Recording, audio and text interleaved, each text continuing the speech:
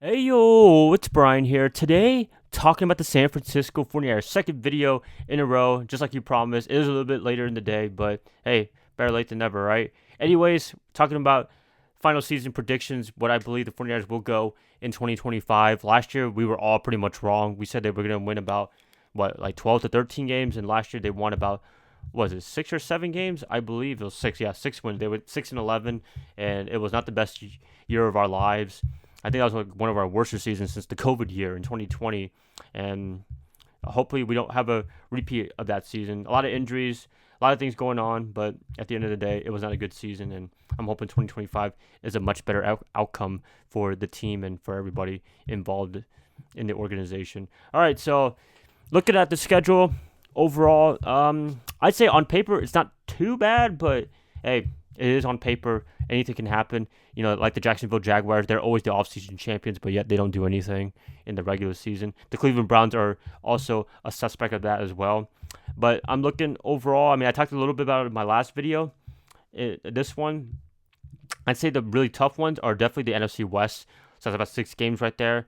It's always give or take either one. Like Seattle's, we always play tough with them. Los Angeles, for the past year or two now, they've been playing us tough. Arizona, for whatever reason, they always play us tough. Those are very toss-up games. It can go either way. I don't want to say which games we're going to win or we're going to lose, but week one is at Seattle, so hopefully we win that one. That's a big one. Big opportunity for the 49ers to hopefully win that one. Some other opponents, we're playing the AFC West, so that's Jacksonville, Indianapolis, Houston, and Tennessee. I'd say the toughest one, of course, is DeMeco Ryans in Houston. I know they have a little bit of issues right now. I don't know if Joe Mixon is going to be available by then, but CJ Stroud, they make stuff happen. The defense is pretty respectable. It's not like, the top defense, but they do a good enough job where they can make stuff happen. Will Anderson is a really stud of a defensive player. So I expect the Texans to be in the mix for the AFC uh, playoff race this upcoming year. Always rooting for DeMeco, but in that case, we play him week 8 in Houston. Definitely not rooting for him. Definitely rooting for the 49ers. But anytime we don't play him, I'm rooting for them. Although last year in the playoffs, I did root for Jim Harbaugh and the Chargers to beat the Texans, but that didn't really work out. Justin Herbert had a terrible game, let Jim Harbaugh down, honestly. So I'm hoping that they both have a great year. We don't play the Chargers this year. We only play the Rams twice. So yeah, other than that, the Texans, they're tough. Jacksonville, I don't think it'd be that good, honestly. Maybe they'll prove me wrong. Maybe everyone like Travis Hunter, Trevor Lawrence, like, well, this Brian guy's an idiot. We're gonna prove him wrong. I don't think they're doing that, but I just don't think Jacksonville is really up to speed, up to par. They paid Trevor Lawrence a lot of money, which I don't know if that's really worth it. I mean, like Trevor, in my opinion, he's not a bad quarterback. He's a pretty good quarterback. It's just that he just wasn't warrant the hype that he got out of college from Clemson. He was like the once in a lifetime chosen one. We can't miss prospect, and he hasn't really lived up to that, honestly. And yes, Jacksonville hasn't been really the best team in terms of supporting cast, but still, when you get anointed all of that characteristics of the number one pick, you have to perform a little bit more and do extra. And so far, I don't think he's really done that. A little bit disappointing, but I still think he's a pretty decent quarterback. And if you put more pieces around him, I think they can make good things happen. Travis Hunter is there, first year from Colorado, Deion Sanders. Maybe that could make a big difference right there. He plays both offense and defense. We'll see what Jacksonville does with him for the rest of the year. I'm excited to see what he can do. Some other ones, looking at it, Tennessee, they got Cam Ward. I don't know how to feel about that. I mean, we play them really late in the year, so it's kind of too early to tell.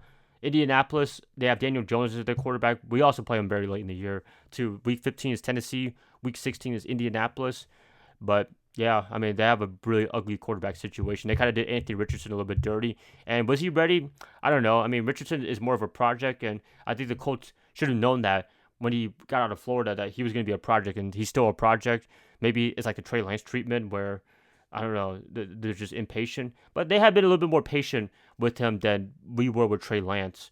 But there's been a big difference because the Colts are still kind of like outside looking in for the playoff picture. The 49ers are always contenders, so they're always looking somebody right now to perform for the awesome star-studded team that we have. And unfortunately, Lance was just not ready or he got injured at the wrong place at the wrong time. That's really what happened. It's more of a circumstance thing, but he looked good for the Chargers in the preseason. So I'm happy for him. A lot of people wanted him to fail or stuff like that. No, I want Trey to succeed in the NFL, and it didn't work out with San Francisco. It didn't work out in Dallas, but hey, with the Chargers, you just keep sitting down, learning from Justin Herbert, learning from Jim Harbaugh, a great quarterbacks coach. Maybe he'll get his opportunity one day and perform really well. So for me, I don't have any animosity towards Trey. I thought he was a really good teammate from all accounts, and I'm wishing him the best. Whatever he does, whether it's with Los Angeles Chargers or with somebody else, I'm hoping he has a pretty productive career later on in his football life. And he's only 25 years old, so he still has a long career ahead of him as maybe a starting quarterback in the next year or two. I know that sounds pretty outlandish to say about Trey. He's still a project, but I'm still gonna have faith in him. And yeah, I'm gonna leave it like that. All right, some other teams. We play Cleveland Browns. They are pretty much of a circus show, I should say. They got Shedeur Sanders. He's the third quarterback. Joe Flacco starting. Dylan Gabriel is their backup quarterback. He looked all right in the preseason, so I could understand why they gave him the number 2 spot. And we know about Mr. Watson. He's going to be out for the year anyways. Yeah, bad investment. I've gotten to it a few times already, so I don't really want to dwell into that one anymore. We play my hometown team, the Carolina Panthers, on Monday Night Football, Thanksgiving week, November 24th, week 12. That should be really fun. That should be an interesting game for me personally. Maybe not for everybody else, but hey, the Panthers might be good. They can surprise some people. They have a weak division, I would say, in the NFC South. But honestly, I don't know. I don't really have a lot of faith in them. I've seen them play a few times in the preseason, even with the starters, and they did not look good at all. Bryce Young and company, they have a lot of work to do. Defensively, they have a lot of work to do as well. The offensive line is not looking in good shape coming into this season. So, if Bryce gets beat up again, don't be surprised if that happens at all. I mean, it was just a very interesting year for Carolina because the first half of the year, they looked absolutely awful. Like, Bryce, if you haven't seen him play the first 2 or 3 games of 2024, he looked like one of the biggest draft busts in NFL history. And I'm not even saying that as a hyperbole. Like, he was going to make Jamarcus Russell look like a Pro Bowler. That's how bad he was playing. And then they benched him for a few weeks. Andy Dalton started. He had some decent starts and stuff like that. Then he got hurt. Bryce came back and played pretty well, I would say. Pretty productive second half of the year for the Panthers. And I could understand some of the excitement for Carolina fans coming in to 2025. But I don't know. They just still look really shaky. And their schedule is kind of on and off, too. They play Jacksonville week 1. So that could be a winnable game. Arizona, honestly, that could be a winnable game for them, too, because, they're not playing the 49ers. Atlanta, they probably won't beat Atlanta because Atlanta always beats Carolina, from what I noticed. New England could be a winnable game, but hey, the Patriots might surprise. Miami Dolphins, Mike McDaniel, I don't know how to feel about them, honestly. They have some things to work on. The Dallas Cowboys, I could say the Cowboys would win automatically, but hey, with Micah Parsons gone, going to the Green Bay Packers, it's kind of a toss-up. Anyways, that's the rest of the season. I'm not going to really talk about the Panthers. This is about the 49ers. So, if you want to look at the Panthers, you can look for yourselves. But, hey, is there any Panther fans in the first place that I've seen? I mean, most of the people in the Charlotte area are teams of other teams because, a lot of people from Charlotte that live here now are transplants. They live from somewhere else. So they're fans of other teams. And the Panthers, I feel like they don't get a lot of support and love from the local market, honestly. But, hey, I'll take an NFL team right in Charlotte. It's cool to have an NFL NBA team. I wish we had a baseball team, MLB team, but maybe one day we'll get an expansion team. All right, anyways, enough of my tangent right there. That's pretty much our whole schedule right there. NFC South, we do play Atlanta. We do play Tampa Bay. We've had better luck playing Tampa than we do Atlanta, which is just really weird because I always thought Tampa was a better team than Atlanta. But, hey, I mean, it is what it is. So, yeah, looking at the schedule overall, I think it's 50-50. There's some difficult games on paper. There's some really easy games on paper. But, hey, as you all know, any given Sunday, anything can happen. Upsets can happen. So I'm not going to predict every single game and say this team sucks, this team is amazing. I don't want to say that right now because, I don't even know what the 49ers are going to be doing this year. Are they going to have a good year or have a bad year? We'll find out next week against Seattle. So if I'm looking at everything, if I'm looking at all the players that they're playing, or the teams I should say, sorry if I'm all over the place right now. The 49ers, do I think they can make the playoffs? Of course. I really think so. Injuries is going to be the big factor for the 49ers every single year. I feel like every time we have a bad year, it's either somebody's out, somebody very important, like Christian McCaffrey's out, quarterback. We've had Jimmy Garoppolo out for an extended period of time and it hasn't really worked out. So hopefully Brock Purdy can stay healthy all year long. But stuff like that, circumstantial stuff that can affect the team in a bad way. And, we shouldn't be using injury as an excuse for not playing well, but at the same time, the 49ers are just cursed, honestly. If you're a 49er fan, even if you're not a 49er fan, you're listening to this, the 49ers are just freaking cursed with the injury gods. They just do not like the 49ers for whatever reason. And I hope it changes. I hope we could just have a year where everybody can stay as healthy as possible. Some other things to talk about. Anything else? Other than that, I mean, I covered pretty much most of it in my last video. Talked about some of the acquisitions, a lot of the players that we lost. Robert Saleh, I always thought that was the biggest pickup in the offseason, honestly. All the players were great. Having like Mikael Williams, Alfred Collins, having some other guys coming in the fold, extending people to long-term contracts, that's a big deal as well. But having Robert Saleh back to the energizing defense that we're used to be seeing from a few years ago under DeMeco Ryans and Robert himself, that's what we're looking for the defense this year. And, we missed it with Steve Wilks and Nick Sorensen. They were not the guys to really rally the troops big time. I think Steve is a great mind. I think he's a great defensive coordinator.